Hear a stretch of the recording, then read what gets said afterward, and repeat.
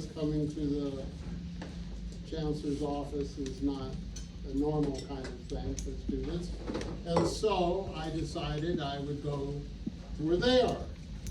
And we've been doing it here in the, no, we've done it at the CAP, I think.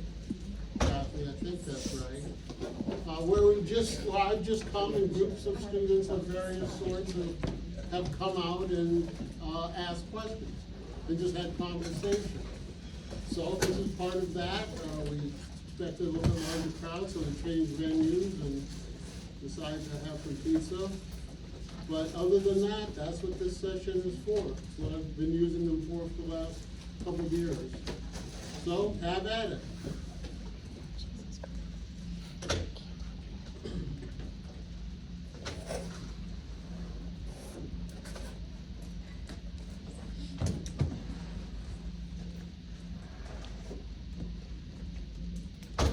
Do you have any pets?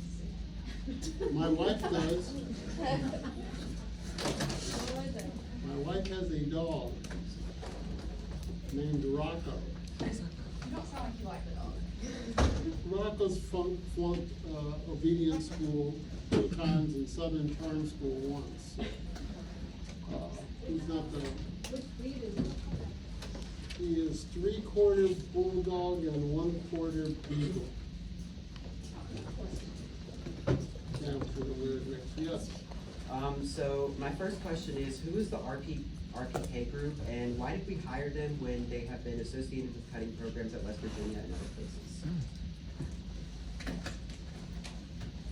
The RPK group is simply an organization that helps you organize your institutional data. I've been here 9 years, my 9th year, and it's only recently that we've really been able to organize our data where it can talk across units. So everybody's working from the same data set. RPK, I think it's, well, I think, no.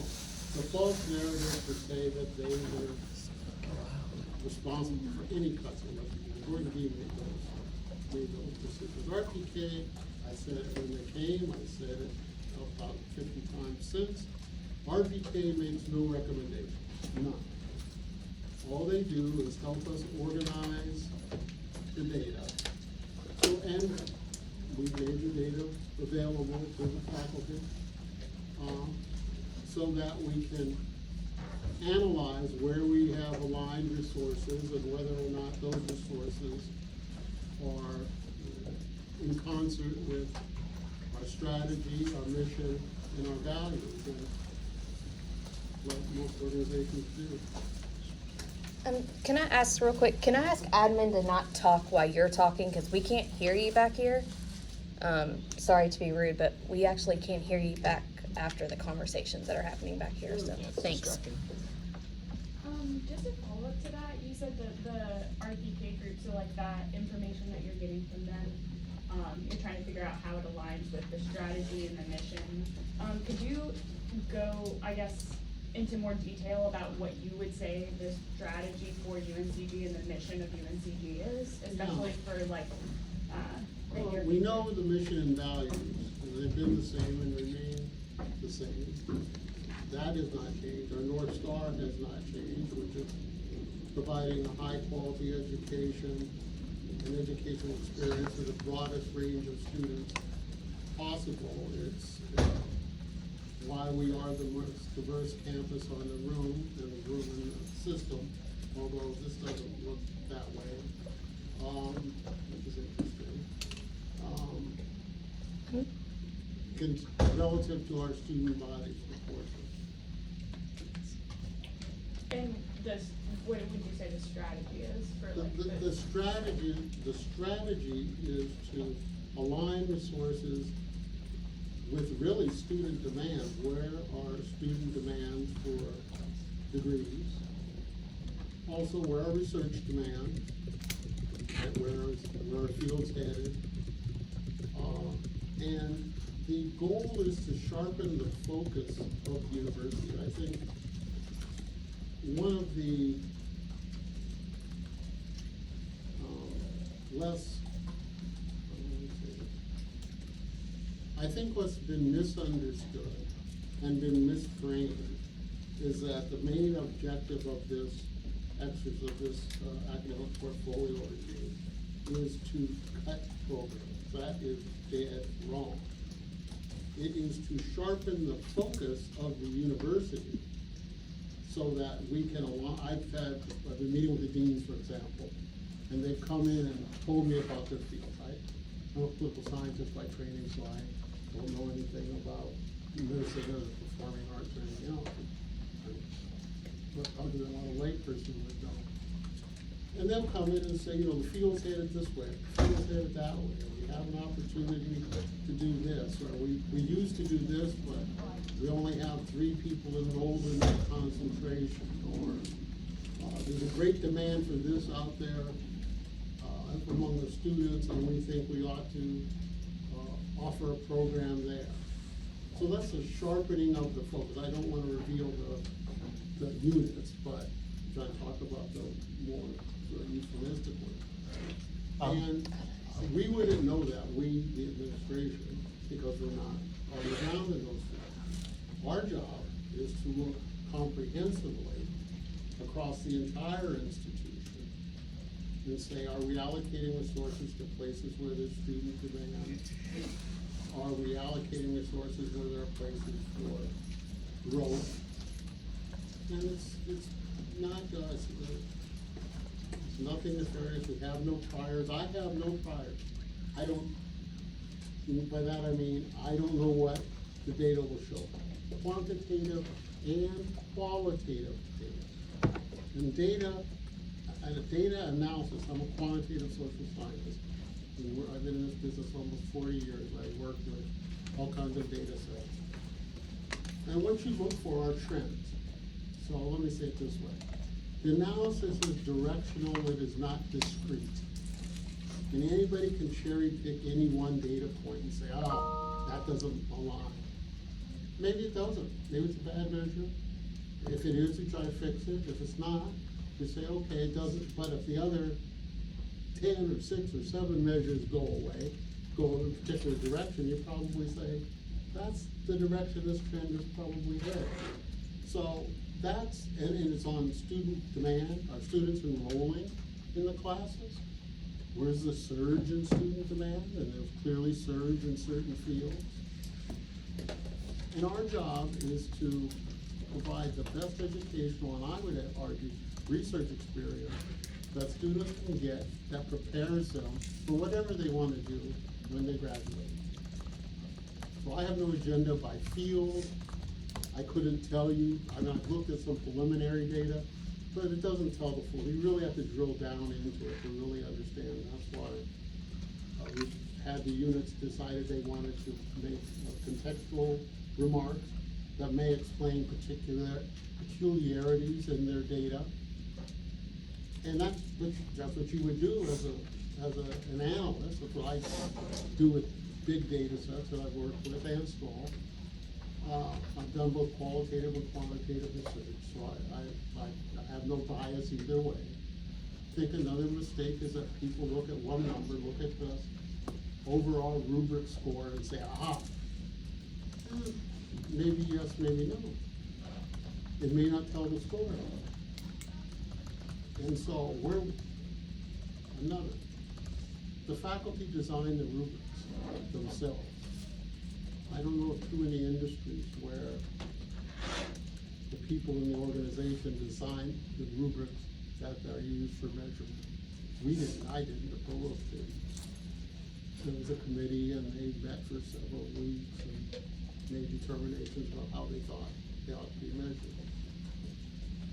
So the strategy is to align resources with student demand, with research areas.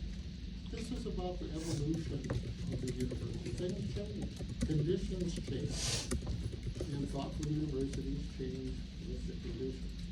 Question over here. You were talking about resource allocation, why is basketball coach must be so much just allocating those resources elsewhere? With all due respect, that's a red herring. The basketball coaches make what they make because of the market, not because we pay them.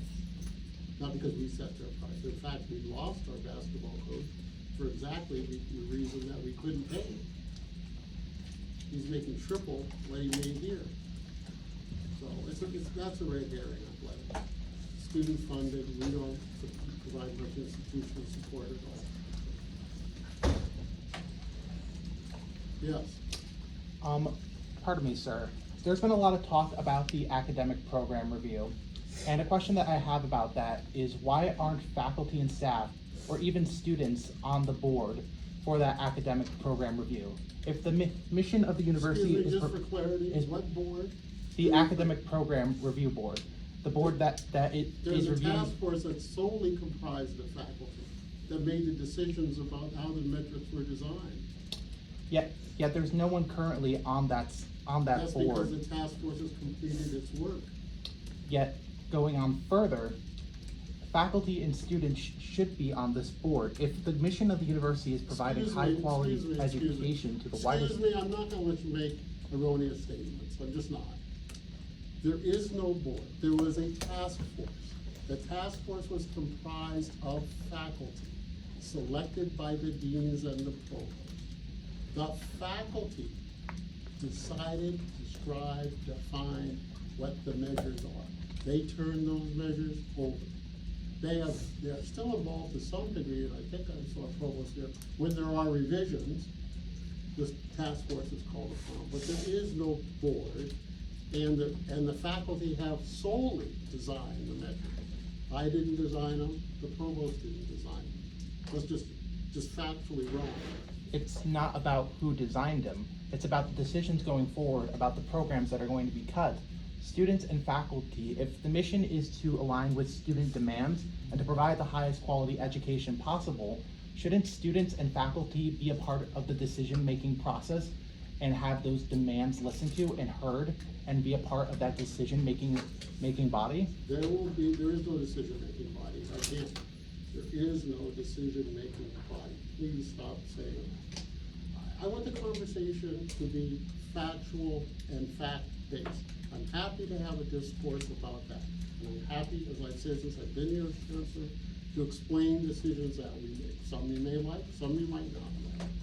Now, there will be review again after the initial round of decisions that have been made, and the provost can tell you more about that, but there's a chance for the faculty to have input.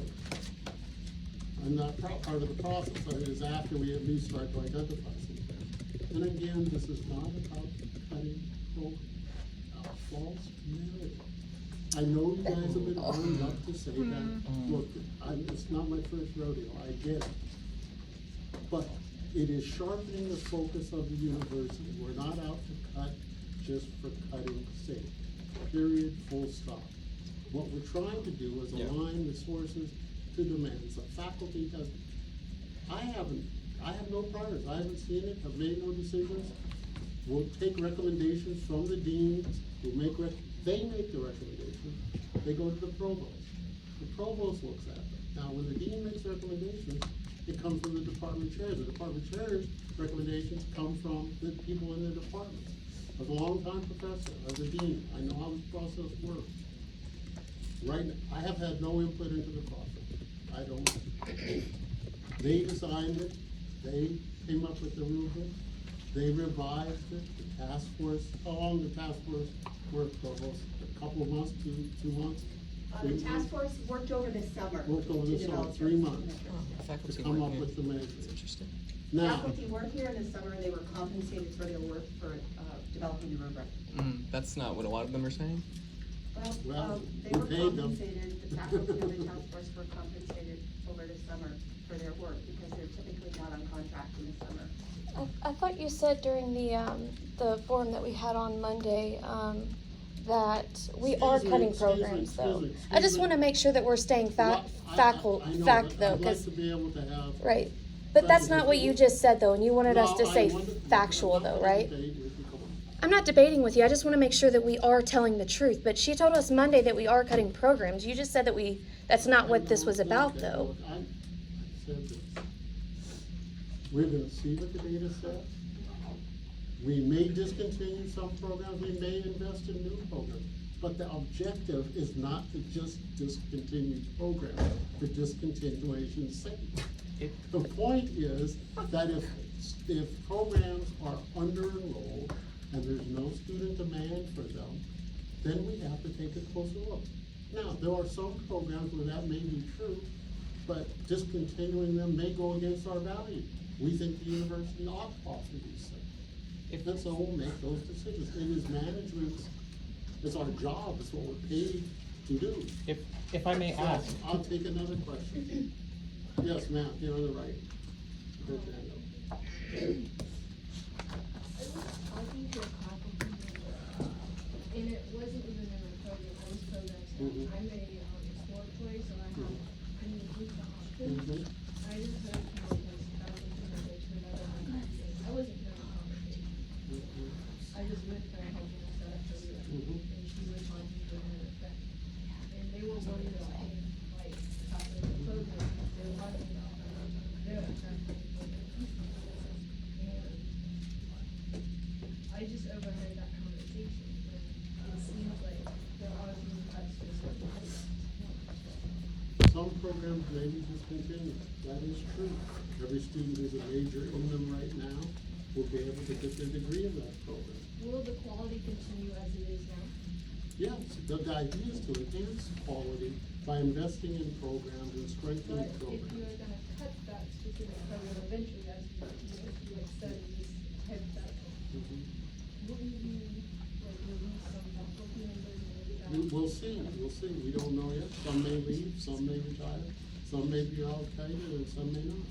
We'll see what So happens. the quality could fluctuate, it's just, No, if we discontinue the degree, then it's not a question of the quality. but for those.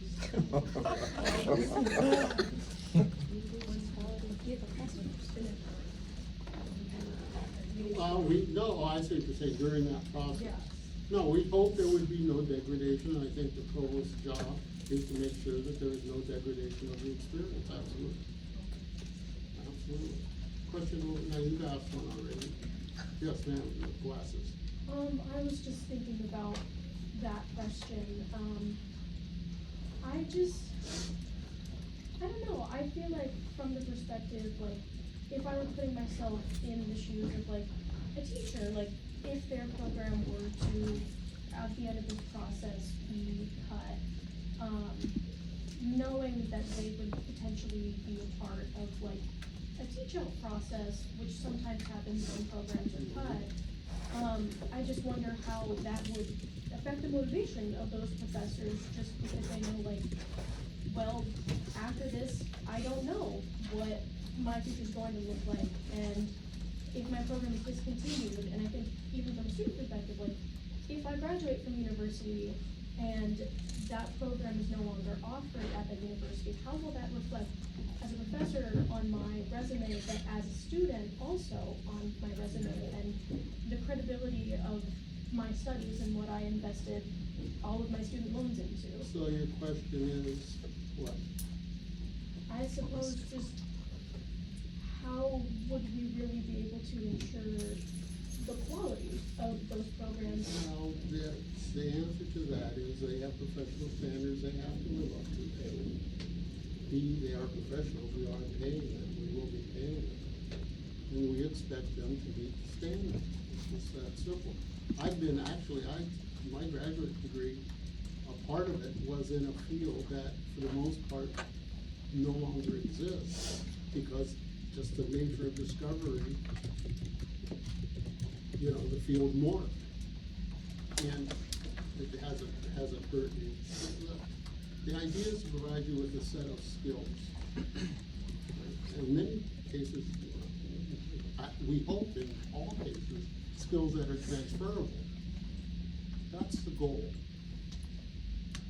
At the end of the day, to teach analytical thinking, to teach you how to evaluate data of various sorts, inquiry.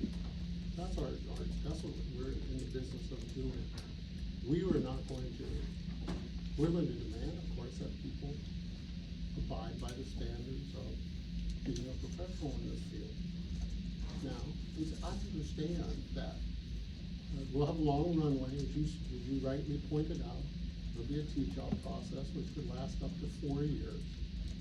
So it's not like January 1st, people are going to lose their jobs. And we'll have a lot of time to figure out, they'll have time to make professional choices. We'll have time to try to figure out if there's other ways to allocate those resources, maybe that you can know.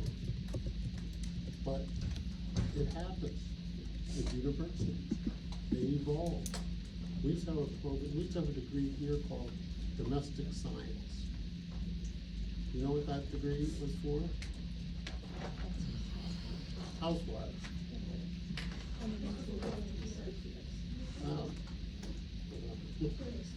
You really, okay, if that's the position you want to take. The point is that it no longer exists. We're 65% female. Well, if that's your argument, you could argue that it still exists. Take another question. Gentlemen, I'm just sort of going around the room. Yeah, you. I'm interested in, I know that you mentioned that we're trying to like sharpen the focus of the university and the programs that we offer and, you know, meeting student expectations, I suppose. I'm interested in how we're going to be trying to like get the data as to what the students are wanting to take. I know that we like, is that based on enrollment in certain like departments or classes? Yeah, or, I mean, like, that's a pretty good indicator. So we have fields where the student demand outstrips our capacity to support it. And so that, from our point of view, we need to put the sources there. I think I can give you an example, I think it'll be fair, Polo, is in computer science. It's no big, that's no mystery. I mean, so everybody knows that. There's massive demand there. And, you know, people want the degree. I'm not saying you shouldn't, it's good or it's bad. It just is. And so if students are demanding those courses, we need to have the capacity to provide them. And to do that, we need resources. Unfortunately, folks, it's a zero-sum game. It really is. It's not let me say something else here, so you understand. The history of higher education, particularly in the 20th century, and even into the early 21st, was growth. You can grow your way out of any trouble. My point is, you just added more students. And if you look at most universities and you ask the size of them 30 years ago, many of them have doubled in size. And when I got my graduate degree at State Flagship, it was almost twice the size it was when I graduated. Mainly because the population supported that. The children of baby boomers. It's what we know now because of birth rates in 2008. 7, whatever the number is. It's just significantly lower. We expect significantly fewer young people. So that's, you know, we're worried about that.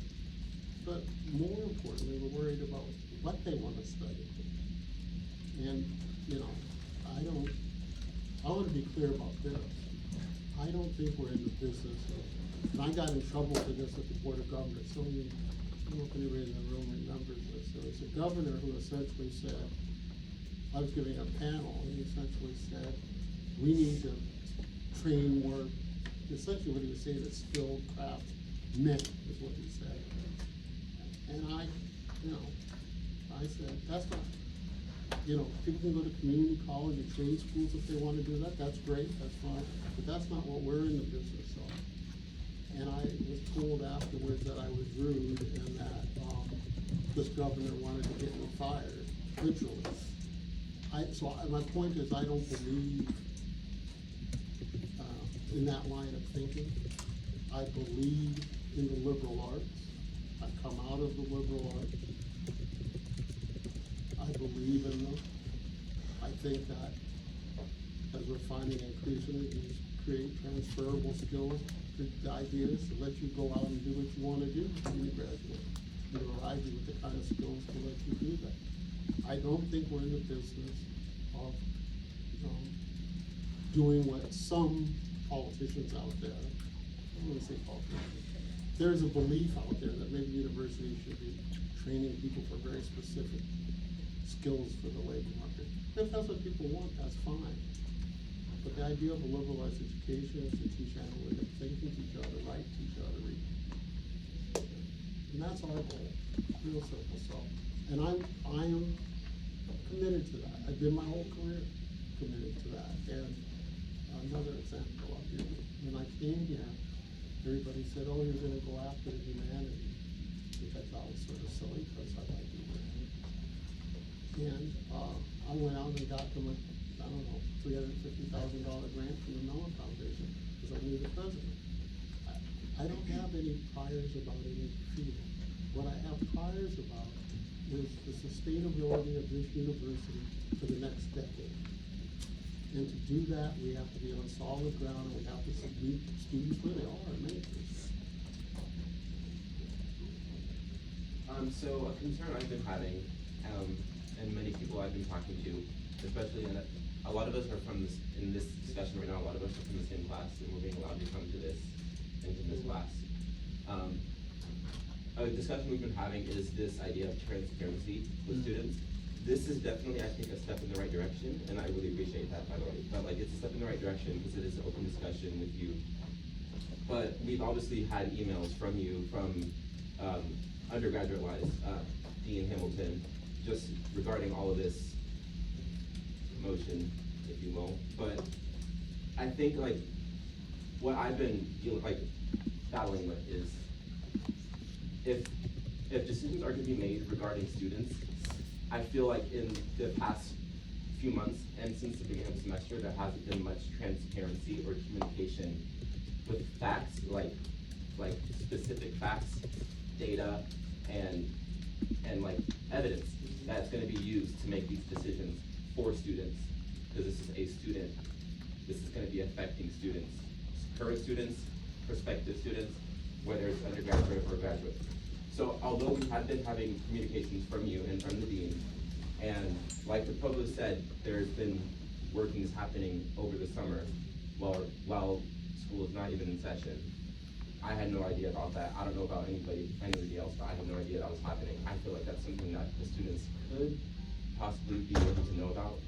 But going forward, my question is there a goal, or is there like a plan to be more transparent with students regarding these decisions, just going forward and through the rest of the semester and next semester and then anytime thereafter? Well, first, I appreciate you recognizing that, this forum. I've been available to talk to students the whole time, we've had these chats all semester, and anybody can come, free and open, ask me whatever you like. Your faculty have had access to these data that they can share with you. Every faculty member has access to the data. It is proprietary, so students obviously not going to be able to see it. But your faculty can and have seen it. Your department chairs can and have seen it. They've certainly updated their faculty on what's going on. So my point is that I think the transparency has to occur there. As to the group working over the summer, well, this is why we enlisted them to do so and provided them with a stipend, was to do the work when they had some time to do it. They worked partially through the fall, but again, this is the faculty working. Now, we announced it, we campus-wide emails and so on. And so I'm quite, I know it may not seem like all this stuff seems to be coming to the students, particularly from a particular point of view. But there's not a university in this system that has been as transparent as we've been. Nobody has their data up, nobody. There's not one UNC school that has the data up on their websites that we do. And we've done it so that people can see the data. There's nothing to hide. The data's compiled by the faculty, and they're going to make recommendations off of that to the department chairs, to the deans, and then it comes up to food chain. And then I will tell you that it will come to me ultimately. I am the chancellor, obviously, and see, it's my job to look across the entire university, not one department, not one group of students, but the entire university. and be able to see, okay, it's a sort of a 30,000-foot perspective. And folks are now aligning things for me. And I then go to the leadership team, talk to them, I'll call deans in, talk to them. I've been meeting with students all kinds of ways, talk to them. But at the end of the day, we're gonna make some decisions about, I'm gonna try to do the most data-informed way I can. Not one piece of data, not one number, not one rubric, but looking at the totality of the data and saying, okay, what are the directions from it? What are you all studying? What are you demanding for courses? And it's easy to tell. You just look at enrollments over the last 5 years, and you can see where people are going and where they're not going. And so, woman there in the corner back there. So my question is, And could you identify yourself? I should have asked you this. Oh, but me? just where you're from, I'm just curious. Lisa. What department you're from. well, I'm Or not. I'm a student and a parent. So Okay. I'm a PhD student, as well as my daughter is in another program as a master's student. So I kind of have a dual. Truly, my question is this. Is the administration side going through just as a rigorous Yeah. review as the academics are? So, for example, you talk about enrollment, and my question is, how is the admissions group bolstering those numbers? Are they? Because in my other life as a volunteer, I read admissions applications, and I know what schools they're applying to, and frankly, what I'm reading, no one is applying here. So what are we doing to fix that?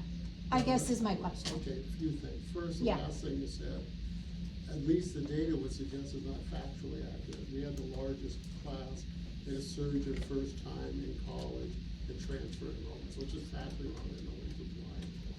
They are. Yeah, I'm just telling you. Well, I'm just telling you Yeah. what the data said. Okay, The data says that we have an increase in the number of first time in college. And by the way, to the point about allocation of resources, I've had to allocate significant resources to our enrollment management for us to accomplish that. We've really had to get into the high schools. This class that we have, the freshman class, is the first class where we contacted them as sophomores and really started getting to them. And we think that contributes a lot. But it's a heavy lift. It's a heavy lift. But so again, the money doesn't come out of thin air. And just so you know, and we haven't talked about how this university is funded, but the majority of the funding is a function of enrollment. And we have lost a class, 2,500 students in the last 4 years. It might be 4 or 5 years. That's an entire class. And if we're funded by that, we've lost an entire class worth of funding. So that's a really big hole to fill. We've been trying, to your question, which is a very good one, about what are we doing on the administrative side. So that we had a task force that I can portfolio, we had a task force on, what do we call it, fiscal sustainability, which was meant to look at efficiencies in the administration of the university. And they issued a report, it's available online. We're now starting to, some of the recommendations we implemented already. Some more we're getting closer to implementing. And the idea is to figure out efficiencies. How can we do things more effectively? Some of it, I'll give you an example about how investment works. I think the most ridiculous thing that I do is sign a timesheet, a physical timesheet. Who does that? Right, so, but to make it paperless would cost us about $600,000 to change the system. So those are the kinds of things we're looking at. Everything from travel to how the administration is allocated across units. Does everybody need one of this, whatever this is. Like, does every unit need that? Is there a way to centralize? We've done it in IT, quite frankly. We've really done it in IT. We moved everything to the cloud, and we're saving millions of dollars there. So, the answer to your question is, we've done both. We've looked at the administrative and the academic side. It's a good question and a fair question, I think, because, you know, we'd be open to real criticism if we only did it on the academic side. You should read the report. They have, actually, the most interesting part of the report to me is in their recommended for further analysis section. There's some really good ideas, everything from things around parking and ways to modernize that and save money. I mean, there's a bunch of things, so we're doing it. Yes, ma'am? Hi, so I'm a senior right now, and I'm actually graduating in December, and right now I'm going through the application of grad schools. And my kind of fear at the moment is, after I graduate and my program gets cut, and like everyone is like amazing out, how am I supposed to say that I have a degree from a school that doesn't offer that degree anymore? Because if I tell someone like someone I want to hire, someone who wants to hire me in the future, and I say, oh, I got my undergrad from UNCG Greensboro, and they look it up and they say, since you studied here, but we don't offer that anymore. How would that influence our future as students? Well, all I can speak to you, because it's a real hypothetical question, I've reviewed tons of graduate applications in my day, tons. The question wouldn't be, you know, is your degree there or not? The question is, how'd you perform when you were there? Did your letter writers know you? Or could they speak to you? Because I haven't seen a million letters where it's clear the person doesn't know the student. And you go, I discount that. If they really know you, they can attest to your academic acumen and character. That's really important, and obviously, to some degree, trustworthy. So that's, if you ask me personally what I think. How folks out there will do it, I have no idea. But as a person who's read a ton of grad admissions over a long time at a big university, I can tell you, to some of the more rigorous programs in the country, that's what I've looked for. And so I don't think it will hurt. You know, most seasoned faculty or administrators understand that universities evolve. There's some universities, for example, that don't have a biology department anymore. You know why? Because Discovery blew biology up. They have biochemistry, biostatistics, biomedicine, bioengineering, but not just biology. And so if you got a degree in biology at that school, well, so that sort of reallocation of funds, kind of, have we explored other ways, other ways we could try to fund programs and? well, you know, I wish, but it's zero sum. I mean, the only way that happens is if you somehow blow the budget. And contrary to the reports out there, that totally misinterpret what our budget is. Is our budget bigger this year than it was last year? Is our budget bigger this year than it was last year? Yes, why? Because it includes money for raises. It's just a pass through. And we got some money for some capital projects like Jackson Library. Let's get ready to go into renovation. But it's zero sum. In fact, we have less money. We have less net money than we had last year. We're in a deficit. Not huge, but we're in a deficit. So, you know, it's zero sum. What I use here, I can't use there. If I had when we had enrollment growth, for example, in 18, 19, we were able to get $30 million extra dollars. I spent 85% of it on the faculty. We hired 400 new faculty. If we have the money, we'll spend it. I have no problem doing it. And I'm actually, as does our provost, come from a faculty perspective. I was a long-time professor before I became an administrator. And I support what the faculty. But as an administrator, I see where the dollars are. And if I have a deficit, what do you do? It's just like a household. What do you do? And then you look at what you're doing and you say, well, and so for example, we're asking folks out there to say, what do you do well? What are you great at? And that's the sharpening of the focus. And then what doesn't seem to be working so well for you? And then you ask yourself, where am I gonna put my resources? And that's in many cases what we're asking the deans to do. Hi, good afternoon. I was just wanting to kind of bounce off of that with resource allocation. I was wondering, like, what are the priorities for reallocating the Good resources? question. And who is deciding that? And, like, what is the driving force to reallocate them? Like, what makes those priorities Yeah. and priorities? Yeah, that's a real good question. So I have a conceptual rubric that I use. This, again, it's conceptual, it's nothing formal. My primary goal is to keep our strong programs strong. That's really important. We have programs that are competitive worldwide, certainly nationally, and certainly in the state. And you can, most of you probably can go down the list and name what they are. I wanna keep them strong and make them stronger if we can. So, and we'll look across those programs, and if they present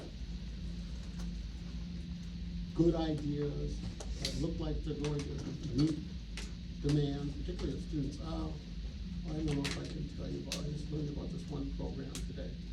A dean, essentially did a pilot study of it, and there's massive job demand, as it turns out there for it.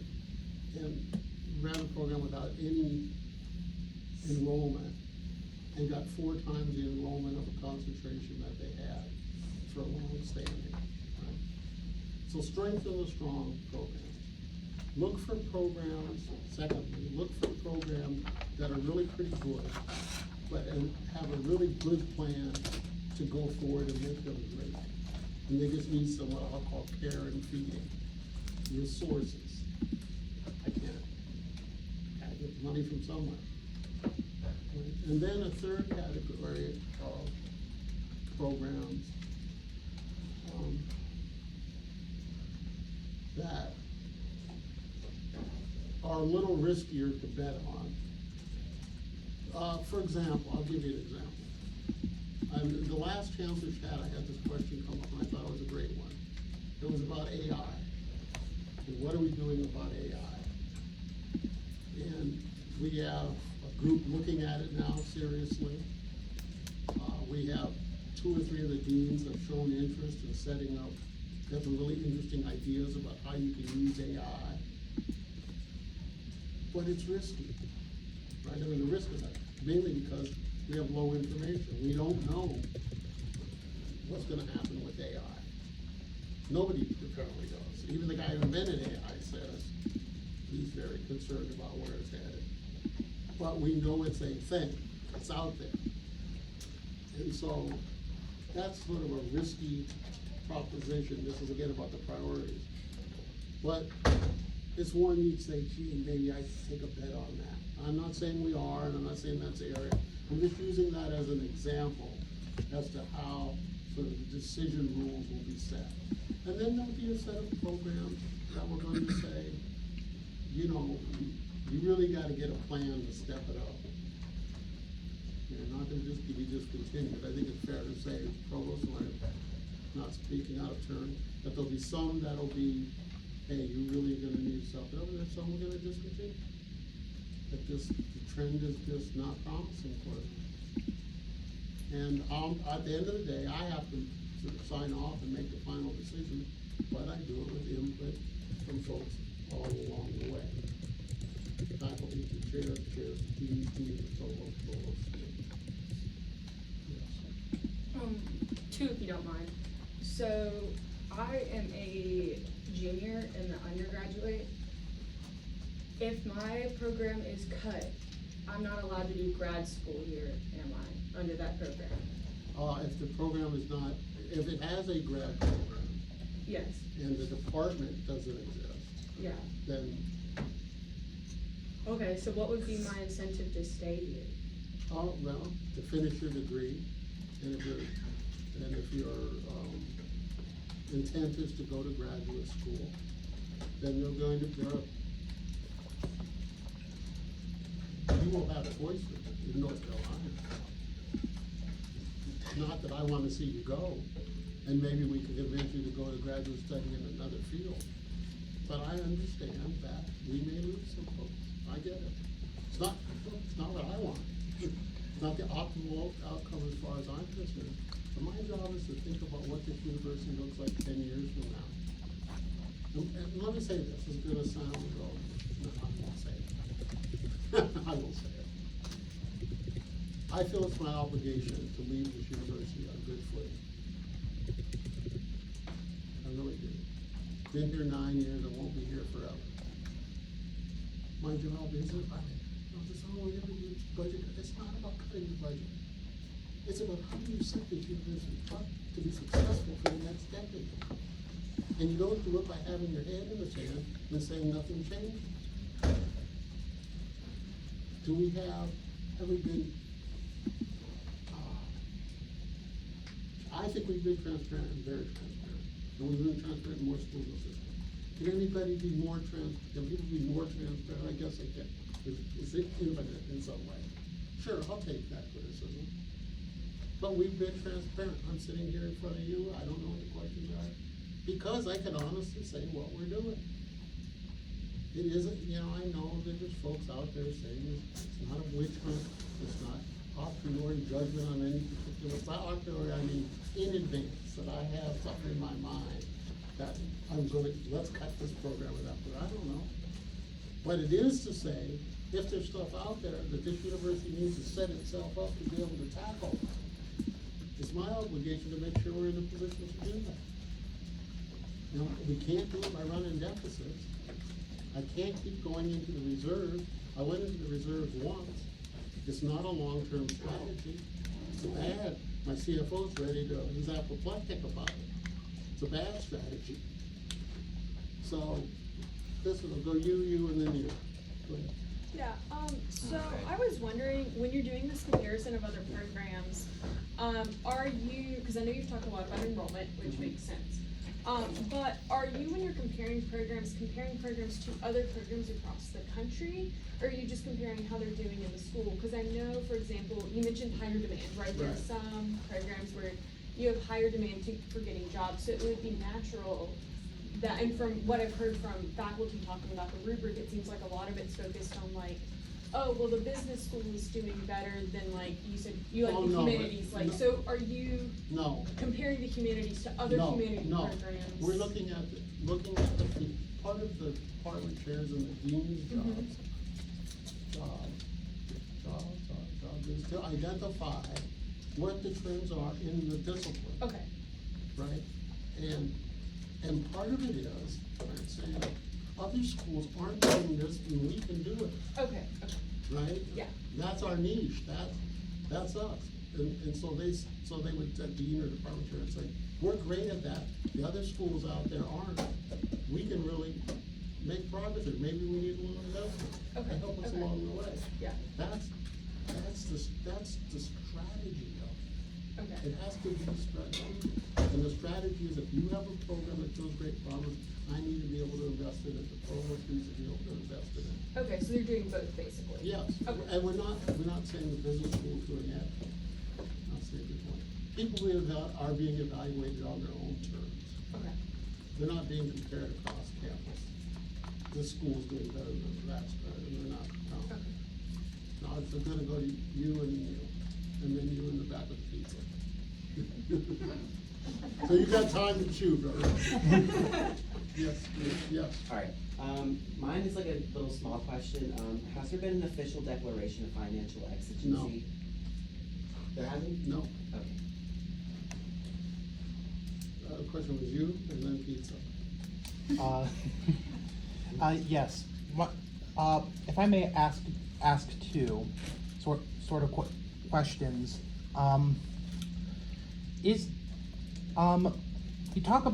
We've been talking a lot about finances, and we've been talking a lot about the financial state of the university. And my first sort of question is, do you wish to keep current students here and keep current students who are currently in their degrees on track to graduate? Well, I would wish to, but it's their decision. I certainly hope so. Our job is to make you successful, and by doing that, get you to graduate. Mhm. And my other question in regards to that is, when it comes to student demands and when it comes to student concerns, I can see that you wish to try and meet those demands, or wish to try and meet those concerns. But from the GSA, from the Graduate Student Association, they were very vocal at the fees committee, and when talking about tuitions and fees and the raising, about how graduate students did not wish for those fees to be raised.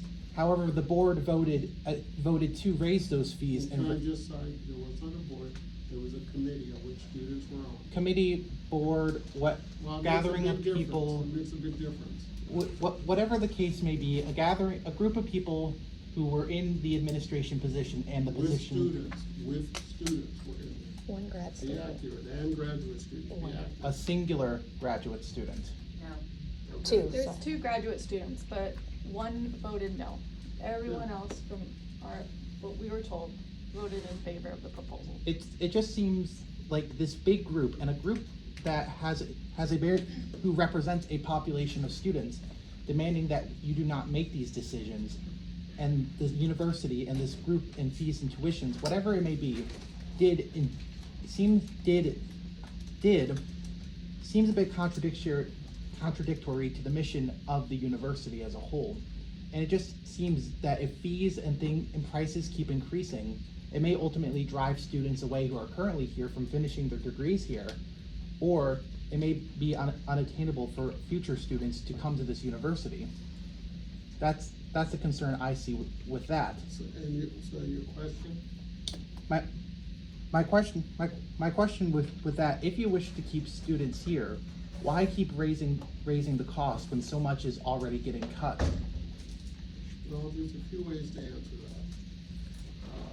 When I first came,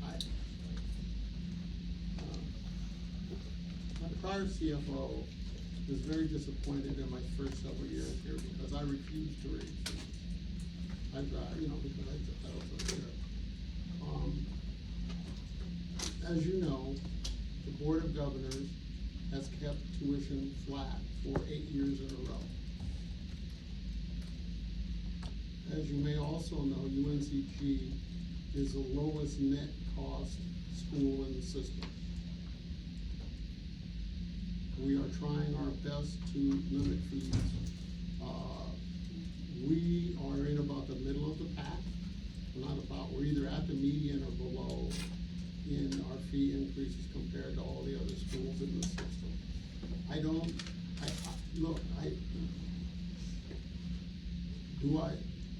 You use the word wish a lot. I thought it was an interesting word.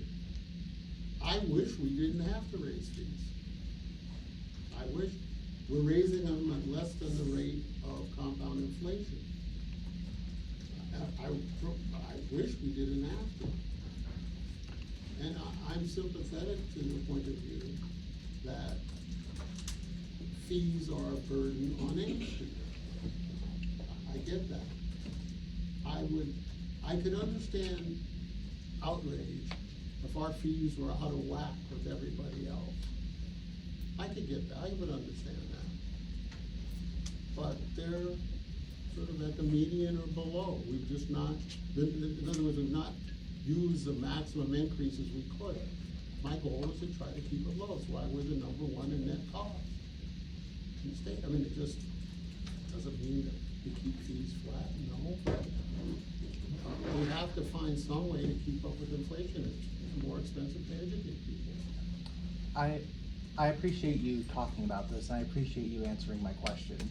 It's just, from my experience, it feels like a lot of the decisions the university is making is profit incentives and profit based, and not in the most interest of the students and faculty. It's more the money that's being moved, and the money that is getting getting reallocated to different things aren't going into the interest of the students and the faculty, but going into the interest of people in your position and people who are on top. Well, I think that's an ideological statement. It's not a factual statement. I can't dissuade you of that belief. Data be damned, because the data shows that that's just not true. If we're the lowest net cost school in the system, how are we, this nefarious plot to line the profit of the university? First of all, we're nonprofit. Secondly, we're running a budget deficit. So, again, let's talk in data and facts, not rhetoric. I know you guys have been fed this stuff. I get it. I'm no fool. I understand it. But understand the facts. And then if we're way out of whack on fees, that's fair. Criticize us. If we're, if I think stipends should be higher, sure I do. But again, it's about where does the money come from? Where are we supposed to get the money from? It's, to your original question, it's zero sum. If I use it here, and it's gone to the faculty. When we've had money, that a $30 million increase, 85% of it went to the faculty. We grew the faculty. We allowed them to grow program. That's for you all, and for their own research. So there's this idea that there's this nefarious cabal of a bunch of greedy capitalists trying to make profit on the university. It's just it just doesn't comport with any of the facts. What we're trying to do is, as I said, over and over again, sharpen the focus of the university, do the things we do well, keep doing them, try to find things that we can do better, and to understand that some things we're just not going to be able to do. Pizza. I'm sorry, brother, you can tell me your name. Just so I could see you with the pizza. I have a question regarding the fall academic calendar.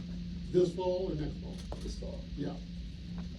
Did faculty design it, and if so, were they aware of how work gets stacked up upon students towards the end, and then we're forced to work on papers from multiple professors and study for tests during the Thanksgiving break? I can't speak to that so directly, other than to say, I don't know, Debbie or Kathy, if you want to say something about how any year's schedule is determined.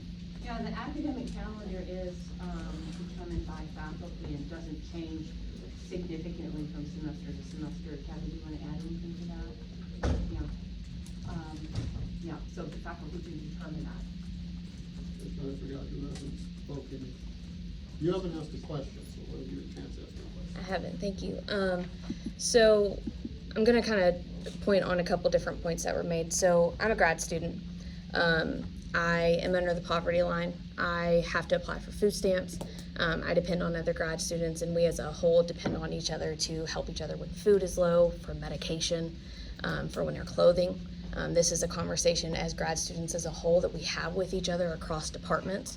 And some of that is because of stipends, but I think you just mentioned, we're not saying that things are capitalist. We're just saying, as somebody who is under the poverty line, when we're looking at administrations that make six figures and then telling us that our tuition and fees going up just a little bit is okay, that's a slap in the face, sir. And it hurts, especially when I can't afford medication after being in the ICU on a ventilator. So that's personally, it's a slap in the face. But I want to go back to your original statement when we first started. I'm looking around at the room around me and I see a ton of diversity. I see different races, different genders, different ethnicities, but you stated that you didn't see a lot of diversity represented in the room. Can I ask for clarification on that? I just don't see it matching the demographics, particularly my undergraduates in my body. I don't see that. Excuse me, go ahead and say it.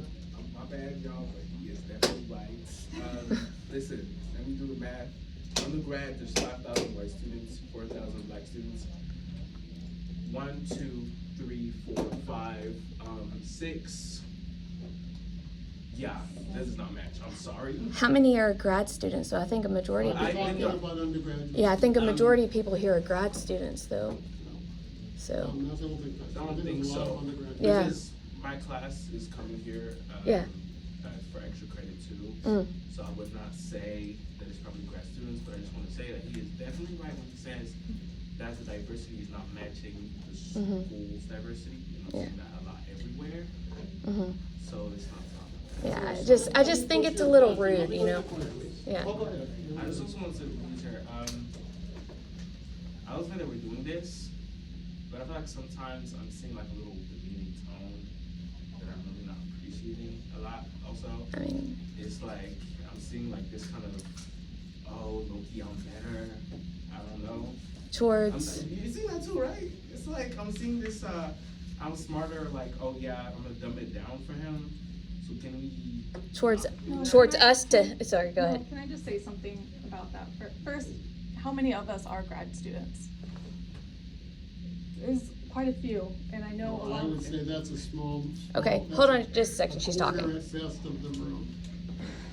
a quarter, and how many grad students are on campus? A quarter? Yeah. That's fine. Okay, Yeah, so, that's what we're saying. so we're One. here. You all can hear, that's fine. I was talking about the undergraduate student population, I Yes, said okay. 3 times. Okay. And talking about. As far as your comment about, you know, why we might be a little bit irritated, as far as the grad students go, the last 2 weeks, we've had 3 forums where we've been talked down to like this and not getting answers. Who's talking down to you? Let's see, we had a forum with, Oh, I'm talking about today. I'm here no, to but talk I'm to you. saying some of the frustration that the grad students in particular, Look, I get that, but I'm not the object of, if you have problems with other people, you need to take it up. I'm here to deal sir. with you all. Hold on just a second, she's interrupting her. speaking. Hold it. Now, I'm not going for that. Sir, you've raised your voice at us the whole I'm time. not going for it, all right? I'm gonna have a civil conversation, I'm not, and that's period. And this rhetoric you want to, I'm not having that conversation. How is it civil to keep interrupting her? I'll let her talk, but I'm not gonna let her say things that are off base. Go ahead. I was trying to give you some more context about why the graduate students in this room are a little bit irritated, is because we have been receiving a lot of non-answers via email, via forums, same kind of rhetoric, same kind of demeaning attitudes from administrators the last 2 weeks at these forums. And so yes, we are a little bit heated today, yes. That's fine, but I'm here to. I just wanted to give more context. I understand the context, and I was giving the rest of the room context, yeah. All I'm saying is, I'm here to have a respectful conversation. And I think for the most part, we've had a respectful conversation today. I'm not gonna, your question. So can I go back to your point? I just want to go back to. No, I don't I didn't answer your question. I want to answer. I know it's difficult for graduate students. I've been a graduate student, I get it. The wages are low, and it's tough to have to make ends meet, I understand that. Back to the I wish our stipends could be higher, and part of what we're trying to think about, I'm not guaranteeing anything, I'm laying any numbers, but is to look at how this is part of the strategic reallocation. Is there a way for us to increase stipends? If there is, it means we have to stop doing something else. That's just the facts. It's zero sum. Would I prefer our stipends to be higher? Yes. Would I prefer our fees to be lower? Yes. But you have to understand the degrees of freedom. You know, you all want some understanding. I think turnaround's fair play. Our degrees of freedom are limited. And we're trying to minimize the effect on students as much as we can. We took the majority of cuts out of the administration over the last 3 years, with the primary goal being, and the provost will attest to this, protect the academic core. But at some point, you're down to the academic core, which is where we are. So I get the frustration, but my point with you, and I didn't mean to cut you off, but on the other hand, I've sat here and tried to be as calm and as patient with you all, with people spouting rhetoric at me, and as you say, heated. If I said something to you that got you that way, I would take it. but I don't think I should have to take it for your conversations with other people. I'm here to answer any questions that you have, and you may not like the answers, but I wanna give you what I know and what I believe. And we had a conversation on transparency. I was just giving more context for everyone in the room where grad students are standing and what we have been receiving the last 2 weeks. Okay, well, I'm trying to, I had a question going back to, oh, yes, when we were talking about, sorry, my mind got derailed for a second. When we were talking about your qualitative versus quantitative information that's going into some of these decisions that you're making, I know that the quantitative data that you're looking at to reference is the rubric and those figures, but also I understand it's with the context that you're talking about. I would, I guess if you could go into detail about what does that context look like, because I think that that's part of some of the confusion is all that we have to see is just the data that we've been given, and we keep hearing like, well, this is data that we're using with context that we understand, and I guess that's where the disconnect is, because I'm like, well, what context are you using? Are you using like scholarship? Are you using, I don't know. okay, You so know what I'm saying? let me do two things to try Yeah. to clarify it for you. The first is sort of criteria. So contrary to, it's just student credit hours and revenue. Those are two measures. We also measure scholarship and scholarly distinction. We also measure community engagement and service. We also measure the value as part of the general education curriculum.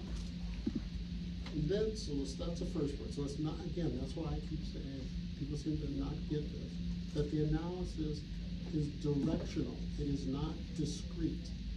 Meaning we're not focusing on one discrete piece of data, but looking at the totality of the direction, one way or the other, of the data. Secondly, on the contextual data, the units have been allowed to write a narrative that contextualizes the data. And it's interesting, because for example, I can't remember which city department, I can't remember it. But it was some data that stuck out. I looked at it and said, gee, that doesn't look so good. But then they explained it, they removed faculty, removed this. I mean, there was a real, I can't remember specifically what it was, but I read it and I go, okay, that makes sense. Right? So she's arguing about providing context. I'm saying that's exactly what we've allowed in that. They created, I shouldn't say we allowed, they created in that data set. So when I said that, to me, is qualitative data. And it allows a narrative to explain certain, if they think there's something you need to know about why their quantitative data looks like it does. Is that in reference to the, I know heads of departments are having to provide like a summary of kind of their, to explain the data that is on the rubric, right? Is that what you're talking about? Yeah, I Like mean, there's to kind of literally a explain it? field called contextual data, the data set. And it's a narrative explanation. And as I say, it's good, because I would, if I had a just discrete looked at the overall rubric score, I would just say, But when I read the explanation, I said, oh, that makes perfect sense, and I could tell why the data went in the direction it did. Sometimes the data is just the data, and it's telling you it's a pretty accurate depiction. Other times, you need more information to interpret the data. And part of what we're asking the department chairs and deans to do is interpret the data for us, because they know their fields. We don't know, whatever department you're in, unless you're in political science, I don't know much about your field. Right? So I can't tell that this or this happens in the field, or maybe somebody became president of one of the associations. They taught a lot and they did a lot of research, and all of a sudden they're off doing that, and your scores go down. I mean, that's a good thing that they're president of the association. But you can understand how it could affect your overall score.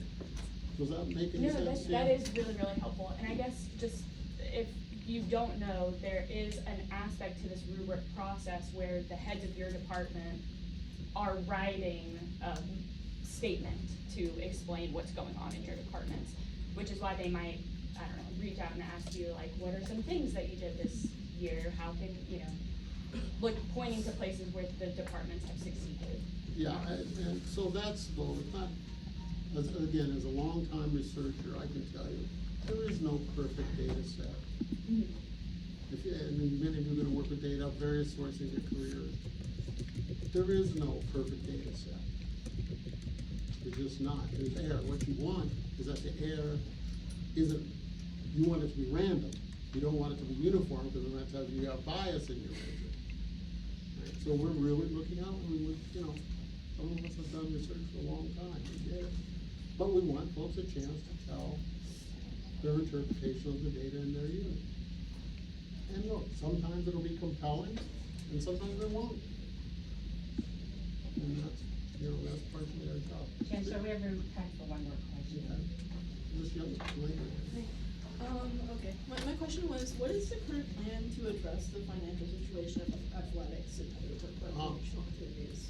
Yeah, so athletics is interesting. I read in one report said that the institution subsidizes athletics to the tune of $4.5 million. That is untrue. Let me explain 3 parts of that aren't true. The first is that the NC2A requires that you report what they call in-kind or overhead support. So IT, HR, right? They don't get a percentage, but you have to claim, you have to say that's part of your cost, institutional support. I mean, IT would provide what it provides, whether athletics was there or not. You understand what I'm saying on overhead? Yeah, but, my question is, if we're doing all this, like, program review. Yeah. And there's some evidence that points to the fact that, like, particularly, like, our athletics is, like, bleeding, like, millions of dollars a year. No, okay. Is what $1 million a year? What? I didn't hear you. Is what? Like, our athletics is, like, bleeding, like, millions of dollars a year. Not accurate. Athletics has run a structural deficit for probably the last 15 years. We're trying to fix it. And that's God's honest truth. It was running a structural deficit before I got here. And the current athletic director is charged with fixing that. And the way that it's been fixed is we were able, at least for a year or two, to use some of the federal PERF money to fill the gap. He's done a really good job, but he has to fundraise privately. And he's really done that. But on the sports side, interestingly enough, I made the decision a few years ago that we couldn't fully support a Division I athletic program fully. So we said there are 6 sports, was it, I think 6, maybe 5, I can't remember, that we're going to focus on. And we'll try to support them to be, because they're competitive. And, you know, you can argue about, some universities, for example, claim that athletics as their front porch is what brings them students. I just don't think that's us as a school. And I say that as a former D1 athlete. I'm the son of a former D1 athlete. As a guy who played football in college, who's now the chancellor of the school, I love a football team. If anybody would want it, I would. But it's not the right thing for this university. And so, we said, okay, we're gonna focus on 5 or 6 sports that we can focus on. We'll compete in the others, but we won't be able to fund them in the way others are. So the idea is to provide as little institutional support as we can. We this year get about $350,000 in support to them. But the structural deficit, the PERF money helped with the structural deficit. It's a problem he has to solve. It's a fair enough question. But it's a philosophical question about whether any university has athletics, at what level, and so on. All right, we do need to wrap up because the chancellor has other things on his schedule. For those who I haven't met, I'm Kathy Akins. I'm the vice chancellor for student affairs. If you feel like there's some questions that you didn't have the chance to ask today and you'd like to reach out, feel free. Otherwise, thank you for being here. grab some food, there's lots of food